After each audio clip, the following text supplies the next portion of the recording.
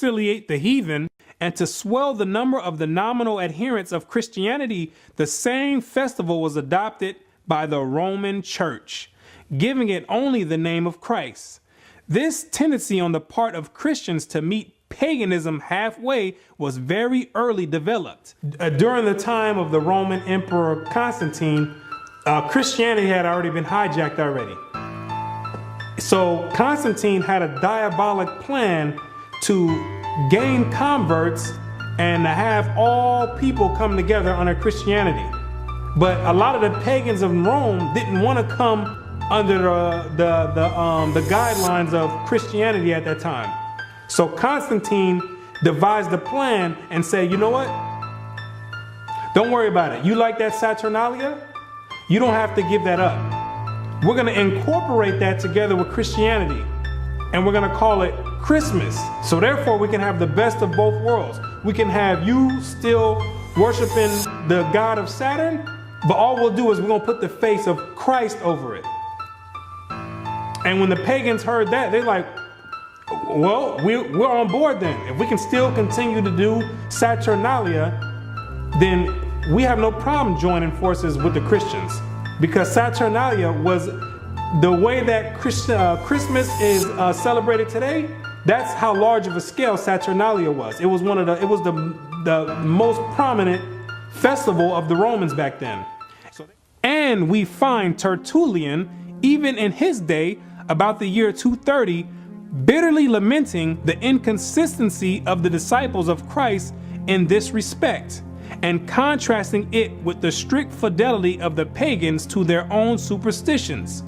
By us, says he, who are strangers to the Sabbaths and new moons and festivals once acceptable to God, the Saturnalia, the feast of January, the Brumalia, and Matronalia are now frequented. Gifts are carried to and fro. New Year's Day presents are made with din, and sports and banquets are celebrated with uproar. Oh, how much more faithful are the heathen to their religion, who take special care to adopt no solemnity from the Christians. Upright men strive to stem the tide, but in spite of all their efforts, the apostasies went on till the church, with the exception of a small remnant, was submerged under pagan superstition. Christianity had already been infiltrated heavily by Satan. They already started changing the day of worship. They switched it from the Sabbath day, which is Friday sundown to Saturday sundown, and they changed it to Sunday. The Romans did, another pagan day. The Most High commanded to worship on the Sabbath day, and that's what they did, the Israelites did during the time of Christ, pre-Constantine. And they end up changing it and adding pagan days to it, which is Sunday, the worship of the sun.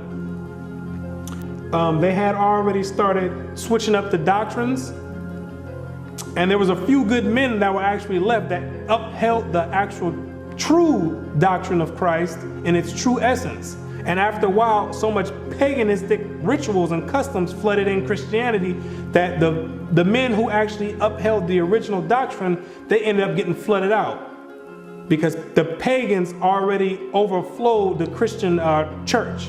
That Christmas was originally a pagan festival is beyond all doubt. The time of year and the ceremonies with which it is still celebrated prove its origin. In Egypt, the son of Isis, the Egyptian title for the Queen of Heaven, was born at this very same time, about the time of the winter solstice. The very name by which Christmas is popularly known among ourselves, Yule Day, proves at once its pagan and Babylonian origin. Yule is the Chaldee name for an infant or little child, and its 25th of December was called by our pagan Anglo-Saxon ancestors Yule Day, or the Child's Day, and the night that preceded it, Mother Night, long before they came in contact with Christianity. That sufficiently proves its real character.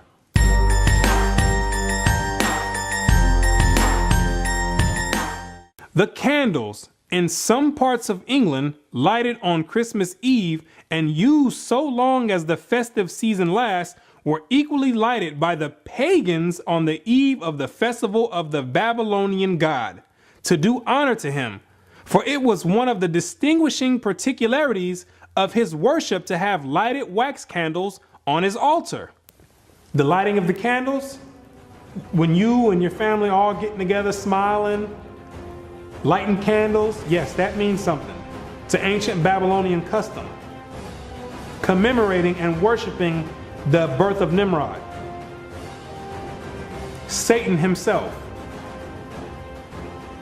See, people think these customs just popped up out of thin air when they've been around all the way since the beginning of time. And they have overflowed and found their way and crawled their way down into modern day society today. It's the same customs, just being repeated and another name masked over it. Back then, it was Babylon. Today, it's masked with Christ. It's the same exact custom. Same ritual, same custom, same worship. Same exact God.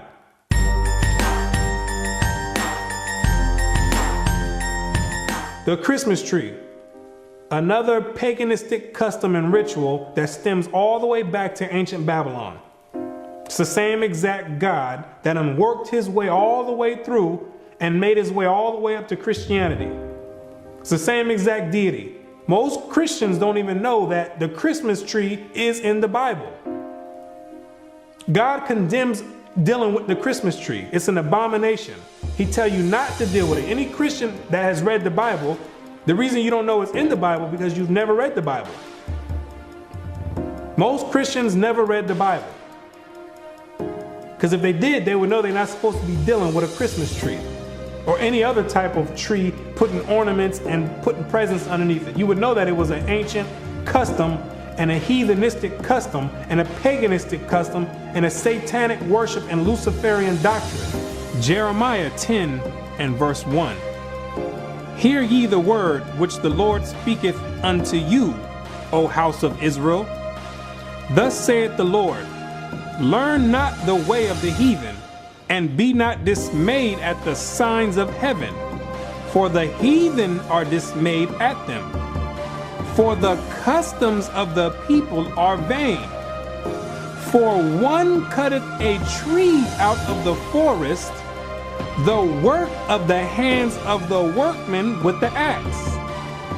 They deck it with silver and with gold. They fasten it with nails and with hammers, that it move not. The Christmas tree, now so common among us, was equally common in pagan Rome and pagan Egypt. In Egypt, that tree was the palm tree. In Rome, it was the fir.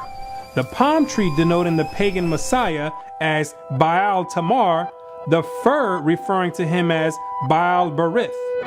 The mother of Adonis, the sun god and great mediatorial divinity, was mystically said to have been changed into a tree.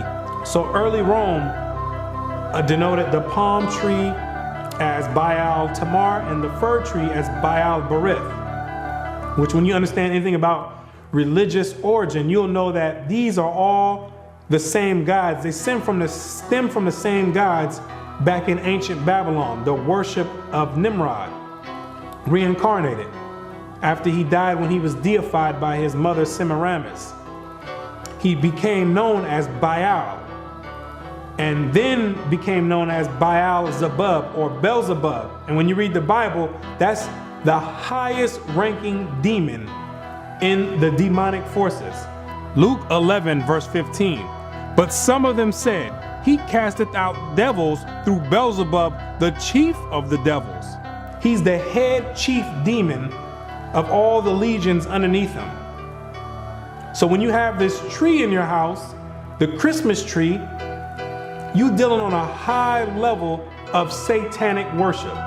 Whether you know it or not, you dealing directly with Satan himself by participating in that satanic ritual that you do yearly. You conjuring up spirits right there.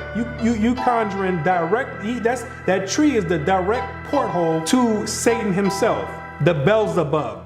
The Christmas tree, as has been stated, was generally at Rome a different tree, even the fir, but the very same idea as was implied in the palm tree was implied in the Christmas fir, for that covertly symbolized the newborn God as Baal Berith, Lord of the covenant, and thus shadowed forth the perpetuity and everlasting nature of his power.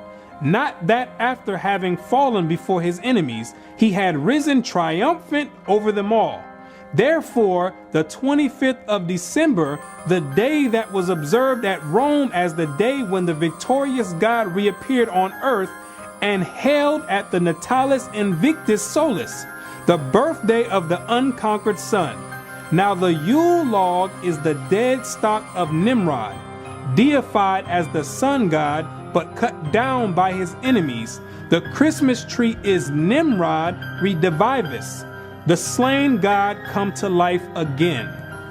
So the Yule log is representation of Nimrod being chopped down, his death.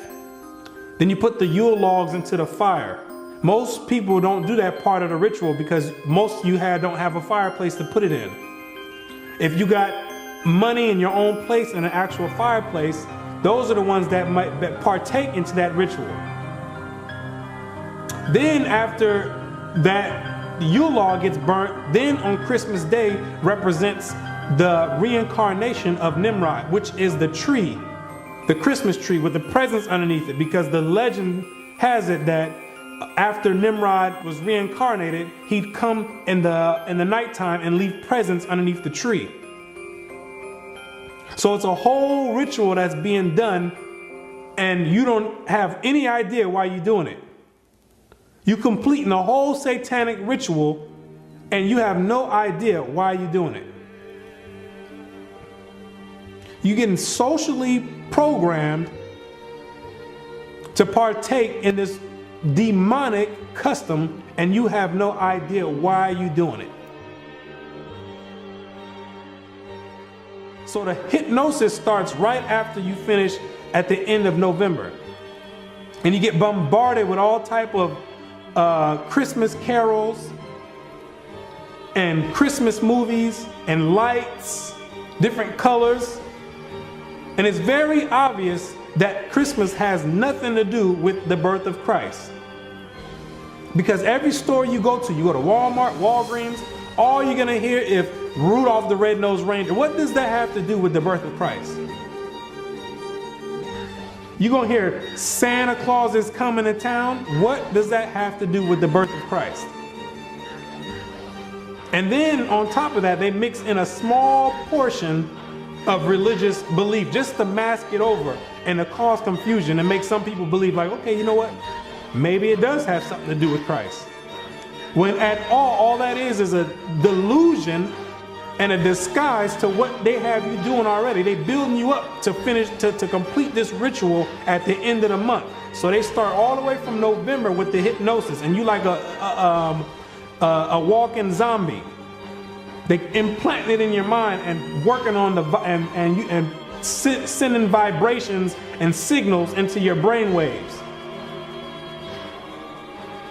and getting you prepared to participate in this ritual. And everybody gets all hyped up and ramped up to do it. When you